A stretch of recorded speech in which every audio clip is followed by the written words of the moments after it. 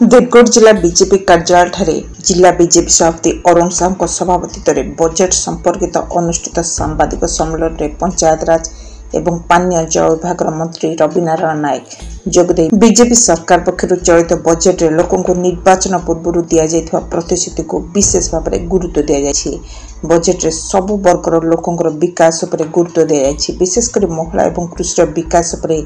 प्राधान्य दि महिला मान 50,000 टंका सुभद्रा योजना कार्यकारी करने सरकार पक्षर निष्पत्ति राज्य में 65% लोक चाष पर निर्भर करुवा बेले बीजेडी सरकार आलू मिशन और पियाज मिशन फेल होती कृषि विकास निमंते चलित बजेट में 58 शीतल भंडार खोल योजना बीजेपी सरकार धान क्रय मूल्य 31 टंका करने व्ययबराद कर सहित 800 टंका बोनस प्रदान कर निष्पत्ति वयस्क मानकर सामाजिक सुरक्षा मासिक 3,500 टंका भत्ता बजेट व्यवस्था कर आगामी दिन में बीजेपी सरकार 25 लाख महिला को लक्षपति दीदी सृष्टि करने रोजगारक्षम करने लक्ष्य रखा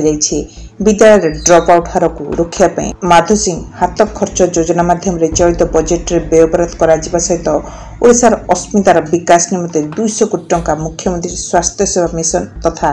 विभिन्न योजना राज्य सरकार पक्ष व्यवस्था कर मंत्री प्रकाश करते सांबादिक सम्मेलन में अन्य मध्य जिला बीजेपी सभापति हरमोहन पाणी सत्यनारायण पाणी साधारण संपादक शशिकांत दास रणजित पटेल उपनगरपाल प्रजित भोज मीडिया सेल संयोजक मोतीलाल शर्मा प्रमुख मंचासन रही देवगढ़ शिवासी शंकर मोबाइल टीवी दीर्घ 24 वर्ष पर गोटे नुआ सरकार होती भारतीय जनता पार्टी सरकार होती मोहन चरण माझी सरकार होती एवं लोकंकर सरकार होती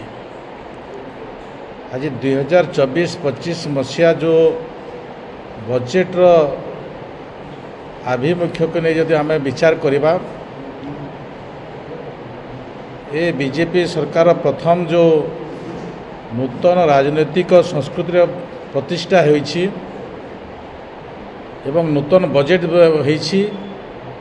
ए बजेट भितरे आम लोक मानकु जहाँ प्रतिश्रुति देइथिलु लोक मानक आधार करे जो लोकंक पाखरे कथा रखिथिलु से कथा को आम संपूर्ण भाव में प्रथम बजेट रे उल्लेख करिछु किंतु विगत दिन में बीजेडी प्रतिश्रुति दे प्रतिश्रुति पालन न करिवार नजीर आपण माने समस्ते उपलब्धि करिसंती ओडिशार जो बजेट तैयारी हेछि ए बजेट रे गरीब महिला कृषक युवक मानकर विकास सहित विभिन्न अंचल वैषम्यता को दूर करने बजेट रे आमे व्यवस्था करिछु आपण माने जानी थिबे प्रथम जो कैबिनेट रो निष्पत्ति हेइथला एवं से कैबिनेट निष्पत्ति लोकलोचन को आमे आनिछु किंतु बजेट रे आमे जो व्यवस्था करिछु महिला मानक पई आमे 50,000 टंका सुभद्रा योजना देबू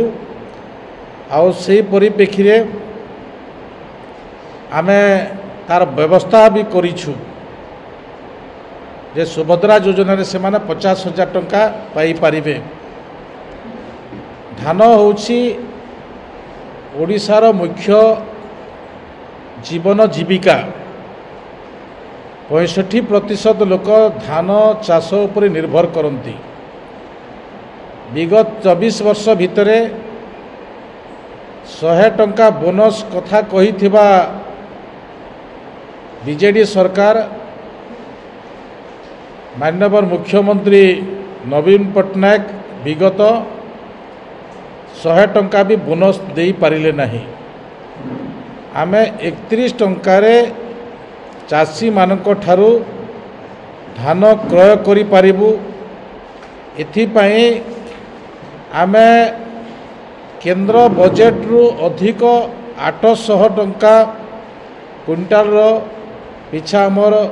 ओडिशा बजेट्रु खर्च हेब आमे लोकों को प्रतिश्रुति देइछु जो माने अकर्मण्य अछंती जो मान को 80 वर्ष रु अधिक होईछि वार्धक्य भत्ता पाउछंती सेही मानको पई आमे 3500 टंका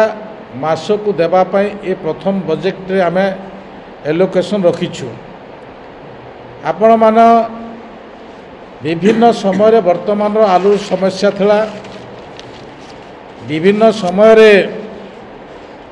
पनीपरिबा पई ओडिशा जनसाधारण बहुत समस्या रे गति करि थांती कारण एठिकार जो भित्तिभूमि प्रतिष्ठा करिबा कथा से भित्तिभूमि प्रतिष्ठा करिबारे विगत 24 वर्षर सरकार विफल होईछि। 58टी प्रथम पर्यायर कोल्ड स्टोरेज हेब आमर चाषी उत्पादित करुथबा फसल पनीपरिबा आमे से कोल्ड स्टोरेज प्रथम रे आमे रखी पारिबु। ए आमर प्रथम आभिमुख्यर प्रथम पर्याय आमे यशस्वी प्रधानमंत्री नरेंद्र मोदी जो सबका साथ सबका विकास सबका विश्वास सबका प्रयास रो जो संकल्प नहीं से संकल्प भितरे ओडिशार सरकार मोहन चरण माझीकर सरकार बीजेपी सरकार आज 2024-25 मसीहा बजेट रे 2,65,000 कोटी टंका आमर अर्थ खर्च करबा पई रखिछंती ताहा 24 वर्ष शासन करितबा सरकार रो 15% अधिक ए बजेट रे देखा जाउछि। एथुरु आमे जानि परिबा राज्यर जनसाधारण कल्याण समृद्धि विकास सह विकसित ओडिशा निमंते एही समतुल बजेट आगामी दिन रे ओडिशा को विकसित करिवार बहुत बड़ उपलब्धि हो पार। ओडिशार जो 65% चाष उपर निर्भर करती सेमानकु सशक्त करने जलसेचन व्यवस्था मंडीर व्यवस्था कृषि जंत्रपाति उपकरण डीजल पंपसेट इत्यादि उपरे सरकार को गुरुत्व अच्छी। मुख्यमंत्री किसान योजना श्री अन्न अभियान पाई प्रचुर अर्थ व्यवस्था करा जाइछि। यारी भितरे आमे आगामी दिन में चाषी को अधिक समृद्ध करि परिबा प्रत्येक क्षेत्र में आमे आगु नहीं पारिबा। किंतु विगत दिनर सरकार विभिन्न मिशन तैयारी करिसंती आलू मिशन पियाज मिशन प्रत्येक मिशन आमर फेलोर होइछि। विगत सरकार समय माँ मान को जो प्रकार हैरान करिसंती जो भी तांकर क्लस्टर करथिले जो किछि व्यक्ति को सेमाने नियोजित करथिले केवल सेमानक ठारू काम आदाय करुथिले किंतु तांकर योजना सब फेल थिला। आज आमर लक्ष्य होइछि जे आगामी दिन में आमे 25 लक्ष लक्षपति दीदी आमे प्रतिष्ठा करिबु। सेमानक ट्रांजैक्शन मासकर ट्रांजैक्शन वर्षकर ट्रांजैक्शन एवं सेमानकु जो एसएचजी ग्रुप अच्छी किंबा व्यक्तिगत माध्यम रे लाइवलीहुड प्रोग्राम को नहीं आग को बढ़िबा पाई तांकु प्रकृत ट्रेनिंग देवार व्यवस्था सरकार हाथ को नहीं लक्षपति दीदी करिवार सौभाग्य तैयारी करिसंती। एठारे ओडिशार पाई दुर्भाग्य जे शिक्षा परिवर्ते आम छोट छुआ गरीब छुआ एवं छुआ माने कि ग्रामांचल रे बास करुछंती से मानकर ड्रप आउट संख्या सबुठारु अधिक थिला। प्रथम करी आम सरकार बजेट रे माधव सिंह हाथ खर्च भावरे ड्रप आउट संख्या कमिबा पाई आमर योजना प्रस्तुत करा जाइछि। तो से परि हिसाब रे आपण माने विभिन्न विभाग को नहीं आमे लक्ष्य रखीछु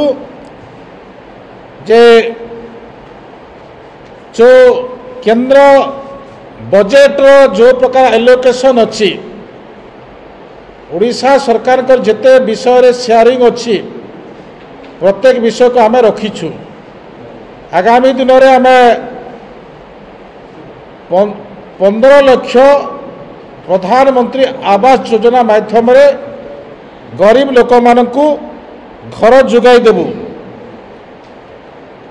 विकसित गाँ विकसित ओडिशा ए माध्यम रे आमे 1000